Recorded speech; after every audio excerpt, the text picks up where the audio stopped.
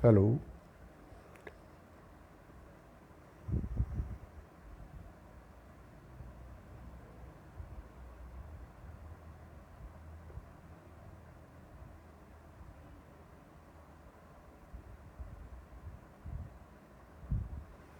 ये किन्हीं तकनीकी कारणों से बार बार हमारा लाइव जो है वो कट जाता है।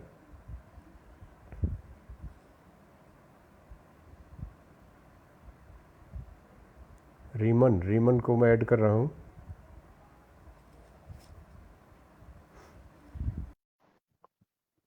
रीमन, मैंने आपको इनविटेशन भेजा है, प्लीज़ उसे आप एक्सेप्ट करें। और मैं जानना चाहूँगा कि आज का जो युवा है, आज की जो युवतियाँ हैं, वो इस बारे में क्या सोचते हैं। रीमन, आप इनविटेशन को एक्सेप्ट करें प्लीज़। अमित, स्वागत है भाई आपका। MR पिलानिया जी स्वागत है। सुनील दलाल जी, अरे वाह, स्वागत है भाई रीमन। नमस्ते कहाँ पे सर। हो आप, बाहर हो कहीं? नमस्ते। आपको कोई असुविधा तो नहीं हो रही है लाइव आने में? नहीं सर, नहीं, बस थोड़ी सी हमारे यहाँ आंधी चल रही है। अच्छा अच्छा, आप बाहर हैं कहीं? नहीं, मैं खेत में हूँ अपने। अरे वाह, वेरी गुड वेरी गुड, क्या बात है, ये तो बड़ा अच्छा रहा। तो आप इस बारे में, हमारे नेताओं के ऊपर हम बात कर रहे थे कि हमारा जो किसके ऊपर नेता सर? वर्ग है वो बहुत ही गैर, नेता, हमारे जो नेता लोग हैं ना, हाँ जी, ये जी जी बहुत जी। ही गैर जिम्मेदाराना तरीके से बिहेव कर रहे हैं। चाहे वो इलेक्शन की रैलियां करवानी हो, चाहे जी जी। हॉस्पिटल की विजिट करनी हो, चाहे कहीं किसी कुंभ के मेले में इनको फीता काटना हो। एक शर्मनाक बात मैंने कल पढ़ी, आप उस पर अपनी जी प्रतिक्रिया देख देना। किसी राज्य के लिए ऑक्सीजन भेजी जा रही थी दूसरे राज्य में, और हाँ वहां जी। के नेताओं ने उस ट्रक को रोका, उसके ऊपर गुब्बारे लगाए, वहां का प्रधान और वहां का MLA MP बुलाया गया, फिर फोटो सेशन हुआ, और इस सारे प्रोग्राम में उन्होंने 2-3 घंटे खराब कर दिए। जबकि जो जी हमारा उस ट्रक का ड्राइवर है, वो इतना कर्तव्य परायण है, इतना समझदार है और इतना अच्छा था कि उसने बिना खाना खाए ट्रक को लगातार चलाया। तो क्या आपको नहीं लगता कि ये जो लोग जिन्हें हम अपने नेता कहते हैं वो इतने आपका गैर जिम्मेदार हैं? आज से नहीं, मतलब बहुत ही हम्म। लंबे समय से। कल जब मैं एक लाइव सुन रही थी, हाँ बेटा। किसी, मतलब मैं नाम तो नहीं लेना यहाँ पर, हम्म ठीक समझूंगी। हम्म एक लड़की बैठ के ये बोल रही थी कि गुजरात साइड से जो थी कि हम्म मतलब ऑक्सीजन के टैंकर रोके नहीं जा रहे हैं, इसमें रैलियों का दोष नहीं है, दोष आंदोलनकारियों का है। तो हम्म सबसे बड़ी बात तो मतलब, अगर आप रैलियां करते हैं, आपको एक तरफ हम्म पता है कोरोना है, आपको एक तरफ पता है लोगों को खड़ा नहीं होना चाहिए, सोशल डिस्टेंसिंग हम्म का सामना, पालन उनका करना चाहिए, हम्म मास्क का यूज करना चाहिए। पहली बात तो आप अपनी ठोडी पर रखकर किसी भी चीज, मास्क को रखकर के किसी भी चीज का उद्घाटन कर रहे हैं, कोई मीनिंग नहीं है तो उसका। आपको ये नहीं पता कि मतलब मास्क को लगाया कैसे जाना चाहिए। हम्म दूसरी बात, वो बोल रही थी कि वहां के लोगों, मतलब वहां के जो CM है उनको फेलियर घोषित कर दिया जाए, और विधानसभा बनाई है तो उन विधानसभाओं का भी कुछ न कुछ परम दायित्व बनता है कि अपने स्टेट के लिए वो हॉस्पिटल, वेंटिलेटर्स या फिर ऑक्सीजन सिलेंडर्स की सुविधा करवाई। हम्म और मैं उसको एक चीज जवाब देना चाहती हूँ, हमारे ही मतलब राज्य के अंदर, हमारे आज डिस्ट्रिक्ट के अंदर, हमारे आज ब्लॉक के अंदर, मैं कहूंगी, मतलब सत्ताधारी पार्टी आज जो हरियाणा में है वही सेंटर में राज कर रही है, हम्म और तिल तिल कर लोग मर रहे हैं, बिल्कुल हम्म सिसक सिसक कर सड़कों पर सिलेंडर लिए हुए बैठे हैं, दूसरा सिलेंडर उनको नहीं मिल रहा जब एक नहीं खत्म मिल पा होता रहा, है। सही बात है। तो फेलियर तो हमारी सत्ता कहूं मैं, या हमारा जो प्रशासन है वो कहूं। आज कल भिवानी की महापंचायत में जब हम बैठे थे, तो वहां के लोगों पर तो आप पकड़ पकड़ करके FIR कर रहे हैं, पकड़ पकड़ करके केस कर रहे हैं, लेकिन आपके लोग, आपकी पार्टी के लोग जब भी आपके पास आते हैं, आप स्पेशल एक फोटो सेशन के लिए उनके लिए जगह क्रिएट करते हैं। एक मंत्री जाना होता है, वहां पर आप 5-5 हजार पुलिस कर्मियों की व्यवस्था करवाते हैं। हम्म अगर उन 5 हजार पुलिस कर्मियों में से यदि 2 पुलिसकर्मी भी, मैं कहूंगी, आज सही जगह पर लगा दिए जाए, ना तो हमारा प्रशासन आज फेल होगा, ना हमारी आज व्यवस्था फेल होगी, और ना आज जो मरीज कोरोना से मर रहे हैं या महामारी से मर रहे हैं, किसी भी चीज मतलब हम फेल तो हुए हैं, ये बात तो इसके अंदर तो नो डाउट कि हम हाँ इसमें तो कोई है। मतलब आज आज जो देश के हालात है, आज देश की जो व्यवस्था है 2020 और 21 में बिना मौत के हमने उन लोगों को खोया है, हाँ, जिनके लाखों चाहने वाले थे और जो एक हमारे सामने नेम और फेस जो दोनों बने हुए थे। बिल्कुल बिल्कुल सही कह तो रहे हैं आप। इसके अंदर मतलब प्रशासन तो फेल है ही है। कभी मतलब दिल्ली को हम कोसते हैं, कभी हरियाणा को हम कोसते हैं, इवन कभी हिसार को कोसते हैं, तो कभी रोहतक को कोसते हैं। नहीं रीमन रीमन, मैं एक मिनट आपको बताना चाहूंगा, इस बात से कोई फर्क नहीं पड़ता जी सरकार किसकी है, सेंटर में किसकी है, स्टेट में किसकी है। जी जी जी जब तक हमारे जी नेताओं को हम ये नहीं पूछेंगे कि भाई आपने ये जो हॉस्पिटल बना रखे हैं इनमें डॉक्टर क्यों नहीं है, जो वेंटिलेटर आपने भेजे थे उनकी ट्रेनिंग क्यों नहीं दी गई है, जो दवाइयां हमें चाहिए थी वो पहले से अरेंज क्यों नहीं गई की गई हैं, किस हैसियत से आपने एक मेंबर ऑफ पार्लियामेंट को 10,000 वो दवाइयों के कैप्स इंजेक्शन की शीशियां आपने पकड़ा दी और वो अपनी कॉन्स्टिट्यूंसी में लाइन लगा के बांटने लग रहा है। जब तक ये सवाल हम उन लोगों से नहीं करेंगे तब तक ये सुधरेंगे नहीं। सवाल इस बात का नहीं है सत्ता में कौन है, सवाल इस बात का है आज जनता जागरूक कब होगी। आप जैसे युवक युवती अगर इस बात को उठाएंगे और समझेंगे तो ये भी ठीक हो जाएंगे। लेकिन अगर इनको हम ऐसे ही फॉलो करते रहे और ऐसे ही इनके नारे लगाते रहे, ऐसे ही इनके पिछलग्गू बन के इनके पीछे पीछे नौकरियों के लिए और दूसरी चीजों के लिए घूमते कहीं रहे तो फिर कहीं ये न क्यों कहीं सुधरेंगे। गलती हमारी है, कहीं न हाँ कहीं बिल्कुल गलती है, हमारी है। हम भी जिम्मेदार हैं और मैं तो इस बात के क्योंकि लिए युवा आज वर्ग को हम जिम्मेदार जिस मानता नेता हूँ। के पीछे हमने आज जिस नेता को चुना है, आज हम उस हम्म, नेता का विरोध कर रहे हैं।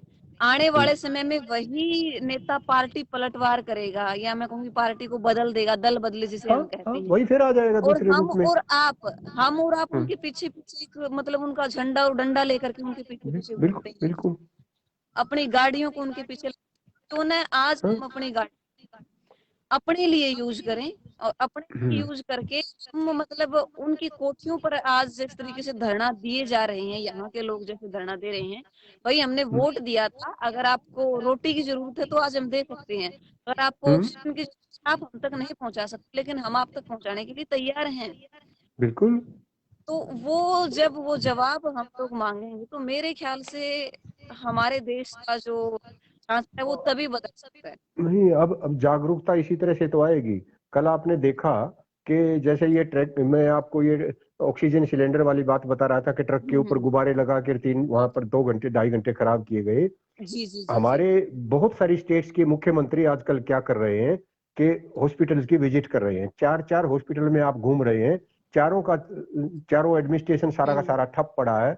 वहाँ डिप्टी कमिश्नर, सिविल सर्जन, वहाँ का एमएलए, वहाँ का एमपी, सारे के सारे लाइन बनाए खड़े हैं, दरवाजे बंद कर दिए गए हैं, पुलिस हम्म। सड़कों को रोके खड़ी है।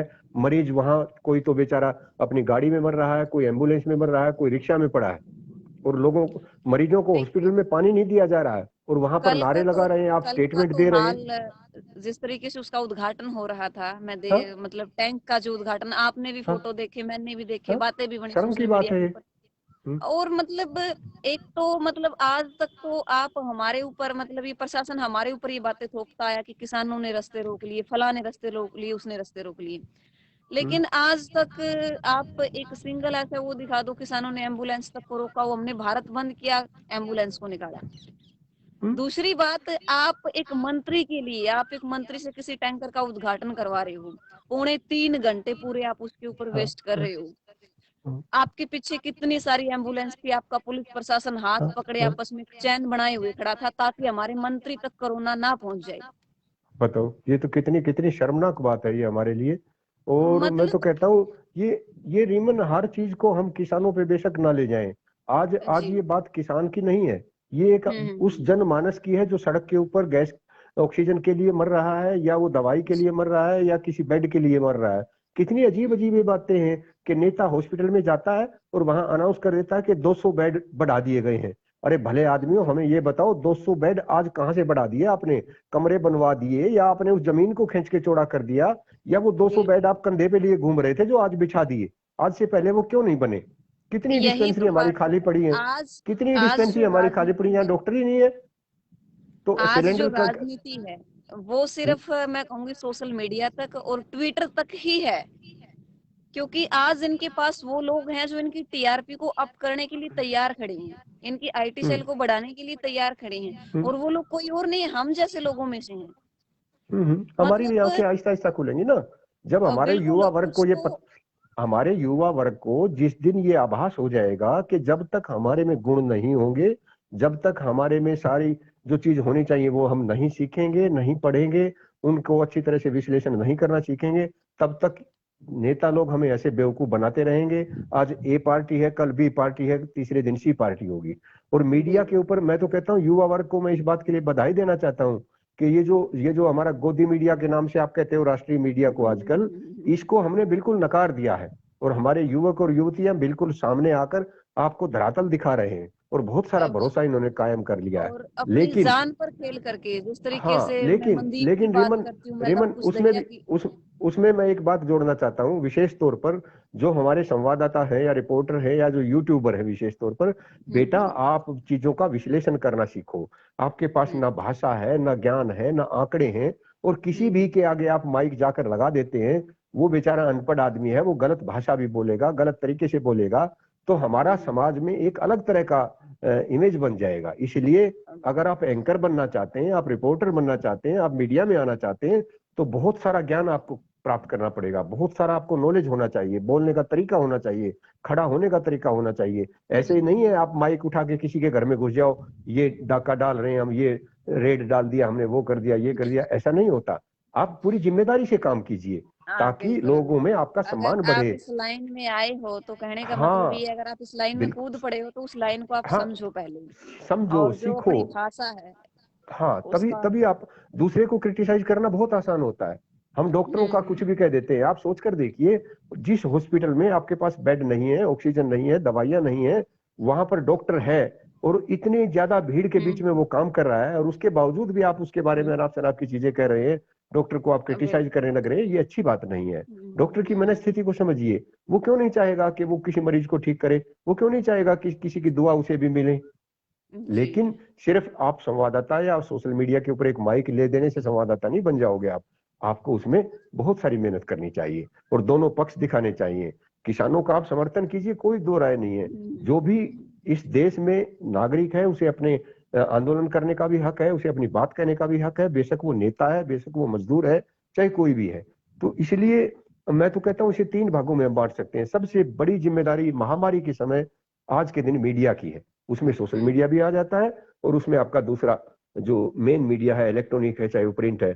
कितनी कितनी अजीब बात है, मैं इस बात को सोचकर भी दुखी हो जाता हूँ। 60 साल से ज्यादा की उम्र है, मैंने आज तक अपने ड्राइंग रूम में चिताएं जलती हुई टीवी पर कभी नहीं देखी थी, और अब ये हालत बिल्कुल। कर रखी है, सुबह से शाम तक हम चिताएं दिखाते हैं। मतलब आप सोचकर आज देखिए। तो वो हालात है, मतलब जन्म से लेकर के मृत्यु तक एक लाइन में लगने वाला जो काम है। अरे बेटा, एक सोच कर देखिए, 8 साल का बच्चा जब इस तरह से बिछी हुई चिताओं को देखेगा, वो अपनी मम्मी से क्या सवाल करेगा, क्या।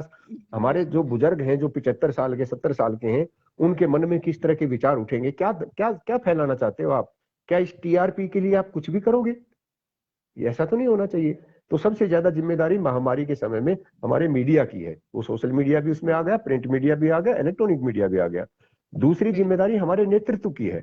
आज दुनिया में हमारी कितनी इंसल्ट हो रही है कि आपने ट्रंप का यहाँ आके नमस्ते करवा दिया, या आप जल से जुलूस कर रहे हो, कुंभ लगा रहे हो, यहाँ पर आपने चुनाव के साथ साथ आपने दुनिया भर के आंदोलन आपके देश में चल रहे हैं, आपकी कोई भी जिम्मेदारी नहीं है। आपने 80 देशों को अपनी वैक्सीन बांट दी, आज कल 1 मई से बांटने के लिए ना दिल्ली में कोई वैक्सीन अवेलेबल है, ना महाराष्ट्र में कोई वैक्सीन अवेलेबल है।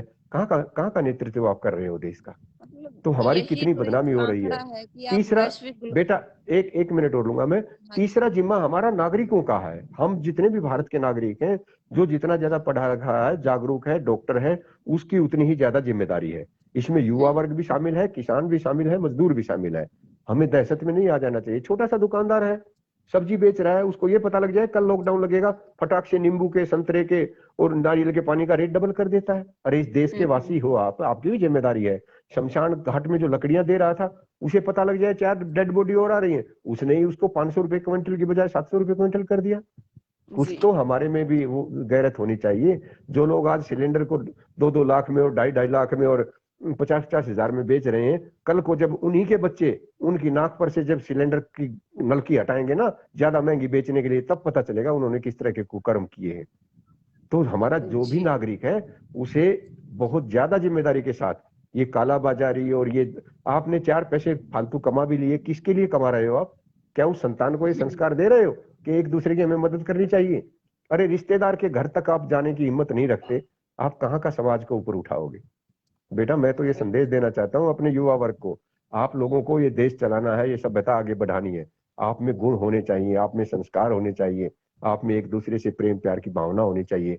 महामारियां तो पहले भी आई थी, कितना प्रेम भाव था, कितना सद्भाव था। और एक आज है कि महामारी शायद उतनी बड़ी नहीं है जितना दहशत और जितना हमारे मन के अंदर एक ऐसा भय और एक ऐसा खौफ बैठा दिया गया है, जैसे हमने तो इसके कमरे लिए से भी हैं। इसके लिए भी मेरे ख्याल से कहीं ना कहीं जो हमारा मीडिया है वही जिम्मेदार है, हाँ, क्योंकि बहुत पुराने ज्यादा बड़ी समय में जिम्मेदारी। हमने एड्स का सामना किया, जैसे हमारे पूर्वज बताते थे, प्लेग जैसी महामारी हमारे देश में आई हाँ और हाँ, गई, कभी नहीं निकल आ रहे गई। हम, लेकिन ये कभी नहीं हम दहशत किसी से जो आ रहे। मतलब चीख चीख करके जब एक टीवी पर हाँ, बच्चा देख रहा है, तड़पते हुए सिसकते हुए, और बड़े शान और क्या शौकत से दिखाना चाह रहे दिखाते हो हैं। आप? हाँ, मतलब क्या बड़े दिखाना शान चाह और रहे हो आप शौकत से, इसमें? यदि मेरी किसी दूसरे स्टेट के साथ नहीं बन रही तो दूसरा स्टेट मेरे मतलब खिलाफ बोलेगा, और वो कितनी ये ओछी दिखाएगा, देखिए कि, फलां देश फलां हाँ, राज्य में कैसे कितनी लोग मर रहे हैं, तड़प रहे कितनी हैं, शमशान का क्या हाल है। और मेरे अगर मैं किसी के खिलाफ हूँ तो आज मैं उसको दिखाना शुरू कर देती हूँ, देखो क्या हाल है वहां का। मतलब हम अपनी जो स्थिति है, अब जो विदेश है वो तो अपने ऊपर हावी होंगे ही होंगे, क्योंकि हम उनको न्योता दे रहे, भाई हाँ, हमारे देश में आपसे में फूट है बिल्कुल, और आप आओ और राज करो। आप आइए। हाँ हाँ, मतलब वैश्विक भाई होना टीआरपी तो के चक्कर में, वैश्विक टीआरपी के चक्कर में हम खुद के देश का जो स्टेटस है वो डाउन कर रहे हैं। रीमन, और आज के समय में तो ये होना चाहिए कि दुनिया को ये पता नहीं लगना चाहिए कि किस राज्य में किसकी सरकार है। इतना ज्यादा हम्म, हमारे अंदर आपस में तारतम्य होना चाहिए, इतनी ज्यादा बिल्कुल। सद्भावना होनी चाहिए, पार्टी के हम्म, लेवल से ऊपर उठकर और हमें जी। एक दूसरे की मदद करनी चाहिए। कोरोना तो कुछ भी नहीं है, ये भी एक वायरस है जैसे दूसरे वायरस हैं, ऐसा ये हम्म, वायरस है। हम्म, उसके लिए दहशत फैला के और लोगों को डरा कर इस तरह से घेर घोट के कहेंगे आप परेशान करना चाहते हैं। ये तो कुछ इस तरह का मैसेज नहीं मिल रहा कि आपदा में ओके। अवसर, क्या क्या बोल देते हैं, हमें शर्म भी नहीं आती। आपदा में मतलब अवसर, जब अरे एक आदमी मर रहा है, अब आपने हॉस्पिटल्स का बजट खूब बढ़ा दिया, खूब कमाई करा दी, अब ये 10-20 साल के लिए बहुत अमीर हो गए। कल को आप हम्म, दूसरे सेगमेंट को कर देना, परसों अदानी अंबानी को कर देना, चौथे दिन ये व्यापार बना दिया देश का। हम्म, हमारे कितनी, देश में जब ये महामारी आई थी पूरा देश एक हुआ था, तो तब मतलब बिल्कुल, विदेशों को पता चला था, विदेशों ने हमें फॉलो किया था। क्यों नहीं। लेकिन आज हम आ, कर क्या रहे हैं, एक दूसरे के आप, खिलाफ बोल करके हाँ, विदेशों को अपने विरुद्ध आप खड़ा कर रहे हैं। आपको याद है ट्विन टावर्स के ऊपर जब हमला हुआ था अमेरिका में, 3,000 लोग मरे थे। क्या हाँ जी। दुनिया के किसी एक भी आदमी ने कोई एक डेड बॉडी देखी, कोई एक बिल्कुल चिता नहीं। या एक कब्र दिखाई दी? वो भी तो देश हम्म, है। ऐसे ही थोड़ा ना शक्तिशाली बन जाते हैं, ऐसे ही थोड़ा ना महानता के गुण आ जाते हैं। अपने अंदर कुछ हम्म, सब्र होना चाहिए, अपने अंदर कुछ कुछ जज्बा होना चाहिए देश के प्रति। आज प्राइवेट जी। हॉस्पिटल ने जो हाल कर रखा है, इतना बुरा हाल तो बूचड़ खाने वाले भी नहीं करते। हम्म, अभी अभी एक न्यूज सुना होगा आपने भी कि उत्तर प्रदेश में किसी प्राइवेट हॉस्पिटल में 200 बेड उन्होंने फर्जी मरीज बनाकर और वहां पर दाखिल कर रखे थे, और फिर अमीर लोगों से लाखों रुपया लेके उनकी दवाई भी उनको दे रहे थे और उनके आधार कार्ड के ऊपर उनका इलाज भी कर रहे थे। कितनी शर्म की बात है, करोड़ों रुपए मतलब के आप आज मालिक हैं। आज एक धंधा आप कह लीजिए, किसी भी चीज को बना के रख दिया, बीमारी के नाम पर या कोरोना के नाम पर, तो मतलब आज देश के हाँ? अंदर इतना हाँ? धंधा हुआ है। मतलब आप सीधे सीधे ये मान के चलो कि लोगों की जिंदगी की भी मैं कहूंगी एक मोल हुआ है। हम्म, आप चारों तरफ बस। घूम के देखो ना, आप इनकी बात करो, हाई कोर्ट है वो लताड़ लगाने लग रहा है, दुनिया भर के दूसरे देशों के नेता हैं वो हमें शर्मसार करने लग रहे हैं। आम जी। आदमी है बेचारा, ये जो प्राइवेट सेक्टर के जितने भी हॉस्पिटल हैं, इन्होंने, मुझे तो कई बार ये भी लगता है कि इनके पास सारे संसाधन हैं, ये त्राही त्राही मचाकर और ये दिखाना चाहते हैं कि इतना बुरा हाल है, ये नहीं मिल रहा, वो नहीं मिल रहा, और ये नीचे नीचे हमारा भ्रष्टाचार फैला देंगे। उधर बिल्कुल। से जिस जिस नेता ने ये जिम्मेदारी लेनी चाहिए थी या जो नेतृत्व देना चाहिए था, एक तो उनमें कमी, ऊपर से हमारी अफसर से आई। बहुत अच्छे अच्छे काबिल अफसर भी हमारे पास हैं, खूब हैं, बहुत अच्छा प्रशासन चला रहे हैं, लेकिन दूसरी तरफ त्रिपुरा का जो आपने किस्सा देखा, मतलब महामारी के समय में किसी के शादी में जाकर आप दूल्हे दुल्हन के साथ इस तरह से व्यवहार करना कितना शर्मनाक है। और ये हमारे मतलब सबसे वो हाईएस्ट, एक अपने मेहमानों की बेइज्जती करने वाला हाँ, काम हमने कर दिया। और वो भी कोई हवलदार कर देता, कोई छोटा मोटा अधिकारी कर देता तो मान हाँ लेते। हाँ हाँ, डिस्ट्रिक्ट बिल्कुल मैजिस्ट्रेट ऐसा कर रहा है, ये उसकी ऐसी अजीब सी घटनाएं भाषा जो है। है, ऐसी सारे ऐसी सारे घटनाएं गांव जब वालों को सारे गांव वालों को वो गालियां दे रहा है मतलब कितनी अजीब बात है कि इतने उच्च स्तर पर जाकर जब आप सारी डिस्ट्रिक्ट को कमांड कर रहे हैं और आपका व्यवहार इस तरह का है, तो कोई क्या तो क्या आचरण देगा। ऐसा एक आदमी और ऐसी एक घटना मतलब आम जनता का प्रशासन के ऊपर से विश्वास उठाती है। हाँ और हाँ, हमारे अंदर जो रिस्पेक्ट है, जो हम वर्दी को देख करके एकदम से जय हिंद या सावधान की अवस्था में जो आते थे, उसको कम करने का काम करती है। अब एक त्रिपुरा का जो डीएसपी है या एसपी है, उसके बल पर ये काम हुआ है, उसकी देख रेख में जब ये काम होता है, तो मतलब हमारे मन में आदर क्या रह जाता है उस पोस्ट का, उस वर्दी का, खास करके मैं बोलूंगी। और रीमन आप लोग अभी अभी छोटे हो, आपको पता चलेगा कि आदर कभी किसी पद से नहीं आता, आदर गुणों से आता है। वो आदर आपके कर्मों से आता है। जब आप अच्छा जी कर्म करेंगे, लोगों की देखभाल करेंगे, उनकी समस्याओं के प्रति जागरूक होंगे, उनकी मदद को आगे हाथ बढ़ाएंगे, आदर और इज्जत, ये सम्मान, ये सारी चीजें पीछे पीछे अपने आप आती है। आप दिखावा करोगे, बड़बोले रहोगे, भाषण दोगे, दुनिया भर के जुमले छोड़ोगे, आज नहीं तो कल लोगों को आपकी सच्चाई पता लगेगी। भले ही आप नेता हो, भले ही आप प्रशासक हो, भले ही आप कहीं किसी दूसरे पद पर हो। ये तो इसलिए होता ही सर, हाँ जब आप पद का हाँ आदर नहीं करते, पद का सम्मान नहीं करते, तो आपका कोई सम्मान नहीं हाँ करता। हाँ। मैं किसी महात्मा का भाषण सुन रहा था कि वो कहते हैं कि जैसे डिस्ट्रिक्ट मजिस्ट्रेट का ही पद है, भाई हाँ हाँ ये यादव साहब, ये डिस्ट्रिक्ट मजिस्ट्रेट का पद आपका नहीं है। पद तो वहां डिस्ट्रिक्ट का है, आप उसके ऊपर कुछ समय के लिए जिम्मेदारी निभाने के लिए आए हो। आपसे जी पहले इस पर कोई और बैठा था, आपके बाद कोई दूसरा आकर बैठा होगा। आप डिप्टी कमिश्नर या डिस्ट्रिक्ट मजिस्ट्रेट नहीं हो। डिस्ट्रिक्ट मजिस्ट्रेट का एक पद है जिसके ऊपर आपको काम करने की तनख्वाह मिलती है, उसको निभाएं आप, तब आपको इज्जत मिलेगी। आप अपने आप को डिप्टी कमिश्नर मान के और हवा में उल्टे सीधे फैसले करोगे तो वही हाल होगा जो आपका अब हुआ है।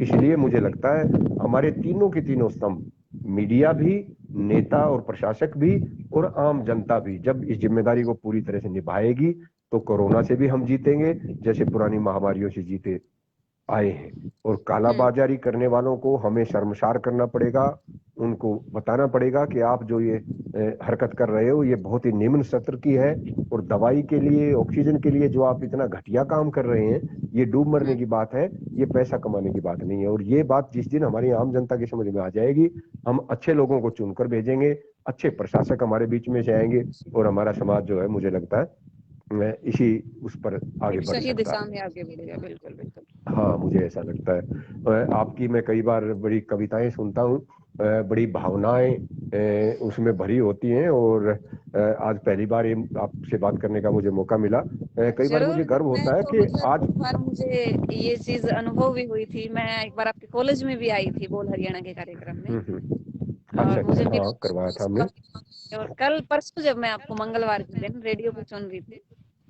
अच्छा अच्छा, हाँ तो रेडियो पे भी था इसलिए। बेटा बिल्कुल। वास्तव में क्या है, आज की जो हमारी पीढ़ी है ना, वो गुणों की खान है। उसके पास हम्म हमारे से अच्छी सेहत भी है, हमारे से अच्छे सोर्सेज भी हैं, हमारे से अच्छा हम्म। वातावरण उसको मिला हुआ है, सिवाय एक अच्छी सोच के बाकी अच्छी सब कुछ हमारे सामने है। जिस दिन और हमारी सोच अच्छी अच्छी, हो, हाँ, हाँ, हमारी सोच जिस दिन अच्छी हो जाएगी, चाहे हम ग्रामीण क्षेत्र से हैं, चाहे शहरी क्षेत्र से हैं, चाहे युवा युवती हैं, चाहे किसी गरीब परिवार से हैं, चाहे अमीर से हैं, हमारे पास सब कुछ है। बस हमारी बिल्कुल। इस सोच अच्छी हो जाए। 5G और 4G के चक्कर में हमने हजारों, हाँ, सैकड़ों जी की नहीं, वो संस्कार खो दिए जो हमें पूर्वजों से बिल्कुल मिलते हैं। बिल्कुल बेटा, वो बहुत जरूरी थे। ठीक है, आपके 3G 4G का यूज कीजिए, उसके भी आज बहुत सारे फायदे हैं। छोटे थे तो हमें आज भी याद आता, जब दादा दादी हमें, दादी तो खैर नहीं थी, दादा जब हमें हम्म, कहानी सुनाते थे, तो एक अलग सा पॉजिटिव माहौल, और हम उनके जब पाँव दबाते थे, वो एक अलग सी एनर्जी हमारे अंदर में साथ साथ आती थी। लेकिन बिल्कुल आज आती के थी। बच्चों को यही नहीं पता कि दादा दादी चीज क्या होती है।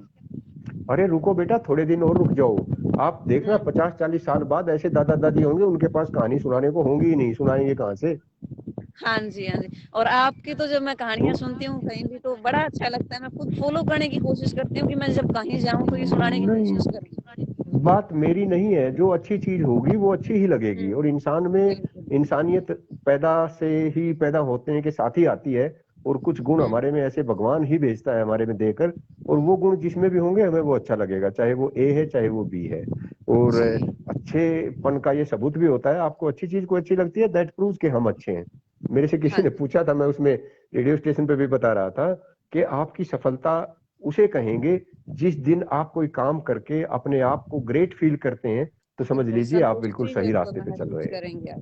हाँ हाँ। हाँ, तो भले ही आप कहीं विद्यार्थी हैं, टीचर हैं, या किसी और फील्ड में काम कर रहे हैं, चाहे बिजनेसमैन है, चाहे कहीं पर भी है, आप जी देख रहे हो कि हमारे जो नेता वर्ग है वो हमारे युवाओं को बहकाने और भटकाने में लगा हुआ है, जबकि उसे सच्चाई मालूम नहीं है। आजकल हमारे मतलब युवा नेताओं ने वर्ग तो बहुत। ऐसा ऐसा कर दिया, नेताओं ने तो मैं बताऊं आपको, जब रैलियां होती है तो इंसान दिन के हिसाब से बिकने लग गए हैं कि फलां दिन इतने रुपए में वहां हाँ। चलना है। हाँ। मतलब अपनी एक विचारधारा आप तो जो थी, हम पहले आप विचारधारा के थे कि फलां की विचारधारा अच्छी है तो हम उसके हैं। आज हम क्या है कि फलां पार्टी के हैं, हम हमें ये नहीं पता अपने दादा परदादा का नाम क्या, हमें ये पता है कि मेरे दादा इस हाँ। पार्टी में थे। हाँ, तो यही मतलब तो लक्षण गलत है। और वो यही देवीलाल ने तो तो हमें। कहा भी था, देवीलाल को तो कह के भी गए थे कि राजनीति एक ऐसी चीज है कि एक धूल है, लोगों के नजरों में उड़ाओ, सफल होते जाओ, और वही काम आज हो रहा है। बिल्कुल सही कह रहे हैं। तो आप हमारे साथ जुड़े, आपने इतने सारे अपने विचार, और वास्तव में मेरी इच्छा थी कि कोई युवा हमसे बात करे, क्योंकि जो लोग रिटायर्ड अच्छा होते लगा हैं मुझे आजकल भी उनकी आपसे बात बातचीत करके। सुन के कोई ज्यादा सा खुश नहीं होता। कुछ हमारे में कमियां हैं कि हम अपनी अपनी हाँकते जी हैं और युवा वर्ग के मन को जानने की कोशिश नहीं करते, जबकि होना ये चाहिए। आप लोगों को फ्रंट में हमें रखना चाहिए, चाहे वो किसी आंदोलन की बात है, चाहे वो किसी अपनी बात को आगे रखने की बात है, चाहे पढ़ाई की बात है, चाहे कहीं की भी है। युवा वर्ग ही वास्तव में हमारा कल का नेता भी जी है जी और जी। कल का हमारा भविष्य भी है। तो मैं आप अच्छा सभी लगा का, आपका आशीर्वाद मैं पाकर। देख रहा हूँ 40 के करीब हमारे से लोग जुड़े हुए हैं। आप सभी का बहुत बहुत आभार, जो आपने जी समय कोई निकाला बात और हमसे मंत्रणा की। आप स्वस्थ रहें, खुश रहें, पॉजिटिविटी में रहें, और जल्द ही हम इस कोरोना की महामारी से पिंड छुड़ा लेंगे। ये इतनी बड़ी बात है नहीं जितनी हमारे मीडिया ने बना दी है। जी। आप सभी का बहुत बहुत आभार। Thank you very much. जय हिंद। थैंक यू बेटा।